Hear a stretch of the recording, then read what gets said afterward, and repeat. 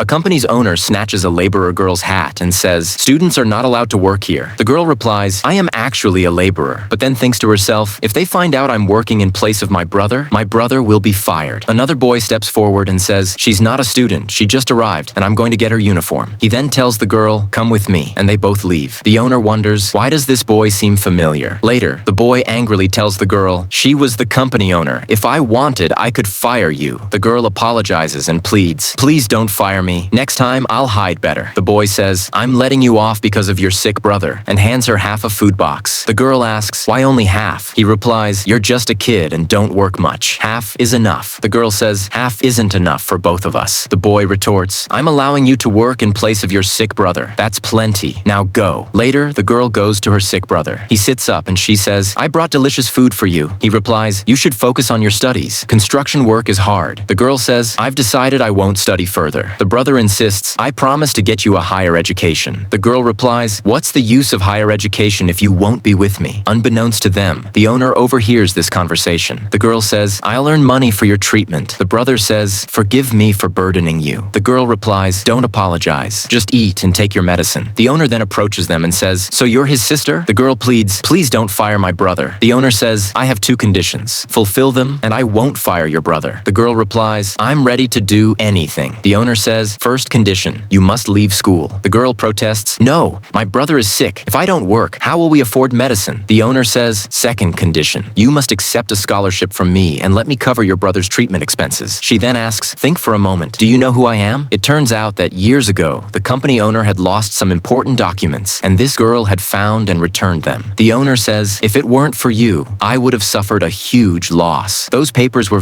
very important to me, and I want to reward you." The girl remembers and says, "Oh, you're the one I helped 3 years ago." The owner says, "Now I'll ensure your brother gets treatment, and you must complete your studies." The brother and sister thank her. The owner tells the brother, "I'll take you to the doctor. Wait for my car." Later, the boy, the foreman, comes to them and says, "What are you doing here? Work isn't finished yet." The girl explains, "The owner is taking my brother to the doctor." The foreman mocks, "The owner doesn't give rides to people like you." The sick brother stands and says, "Friend, why is your heart so dark?" The foreman snaps, "Call me foreman. Get back to work or I'll deduct your wages." Suddenly, the owner arrives and says, "So you deduct workers' wages?" The foreman stutters, "When did you get here?" The owner says, "I heard everything." The foreman claims, "It was just a joke among friends." The owner says, "A foreman's duty is to care for subordinates, not misuse power." The foreman pleads, "I'm sorry, don't fire me." The owner declares, "I am firing you effective immediately." She then leaves with the brother and sister. This kind owner truly deserves a like.